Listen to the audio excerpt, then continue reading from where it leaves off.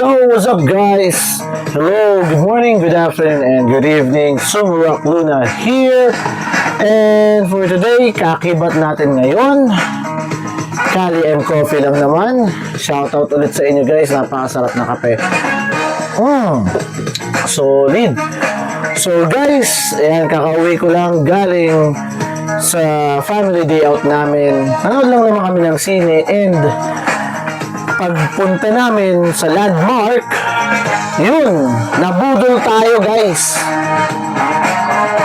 Ayan na naman, nakakita na naman ako ng Blokies. Nakikita niyo yan, nakikita niyo yan. May price tag pa. Siyempre dahil guys, kung naalala nyo, nag-unbox tayo at nag-build ng Blokies Charizard na same series na Classic Edition Prologue of Adventure. So, nung nakita ko siya sa landmark kanina, hindi ko na pinalagpas kasi Charmander naman to guys. Ang first form ni Charizard, di ba? Ayan, kaya napaka-solid. So, shoutout nga pala sa ating mga titos at kuya na napakalupit manlason. Siyempre, shoutout Kuya Kevin Caus at Tito Burns Limbo. Kasalanan nyo to tuloy. Napag-Blokies na naman tayo. So guys, abangan natin. Ilipat ko yung cam at samahan nyo ako. Unbox natin to and i-build natin ASAP. Diba? Ayan. Sobrang ganda. So alam ko 2 to 3 inches lang siya pag nabuo nyo, pero sulit din to, panigurado. Alright, so let's go. So ito na guys, ayan, kung nakikita nyo, ayan si Charizard sa harapan nyo guys. So ngayon, i-unbox na natin ang ating malupit na Charmander naman. Ayan, samahan nyo ako guys. So ayan guys, ang Blokies Classic Edition C5-S Prologue of Adventure ng Blokies. So, ayan. Ayan ang price guys pag pumunta kayo sa landmark. Bibira na lang makakita nito yung mga first evolution or first character ng Pokemon. Ayan, no? O yung first form nila, I mean, yan. So, tara. Unbox natin. So guys, ayan, buksan na natin. So ako, bubuksan ko na ulit siya dito na lang sa taas, kagaya ng una. So guys, napakaganda naman ang packaging nila ever since naman. So ayan. So again guys, 2 to 3 inches ang height nito, and napakasulit. Unbox na natin, gayahin natin si Sims KB. Ayan. Bye-bye. So, ito ang kasama niya guys. Ayan. Card again. Makikita nyo. Hindi ko napapakita ang mukha ko guys, ha. Ayan na yan. Okay din siya. Parang same lang din ng kay Charizard. So, lagyan na natin dyan. Then, stickers, as usual, para sa base. Natin. Additional part ng torso sa chest. And as well, para sa ang tawag ito? Sa stand, sa base. Siyempre, hindi mawawala ang manual. Ayan. Napakaliit. Alright. And the base itself. Okay. So, tara. Buksan na natin.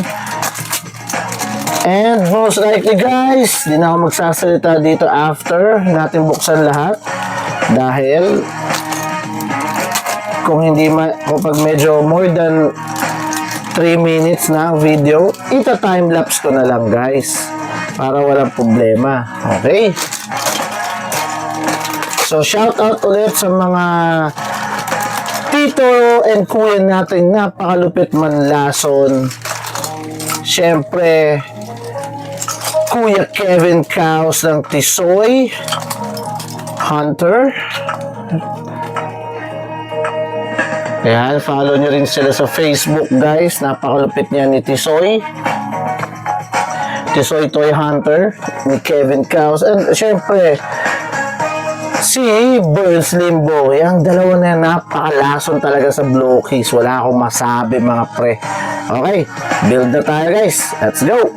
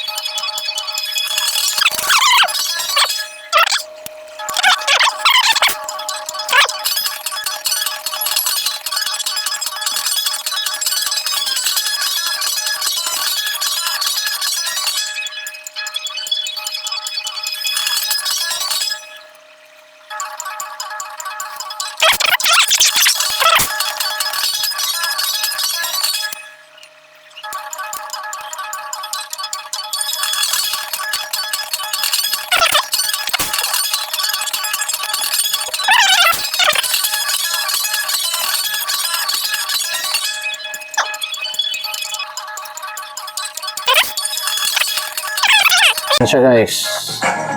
Yan. Para sa magandang view, guys, wait nyo lang.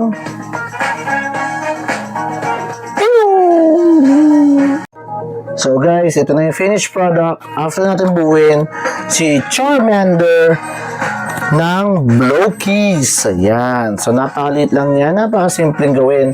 Napakadali. And para rin to, hindi lang sa puso, sa tito and titas na kid by heart, pero kahit sa mga anak nyo, pwedeng pwede. Alright. So shoutout again sa ating dalawang tito na grabe influensya, nakakahawa dahil sa Blow Keys, Tito Burns and Kuis Kevin Casus ng Tisoy Hunter. Alright. Shoutout sa inyong dalawa. So, rock na out. Peace and happy collecting, guys. Collect responsibly. Enjoy your Blow Keys, guys. Bye-bye.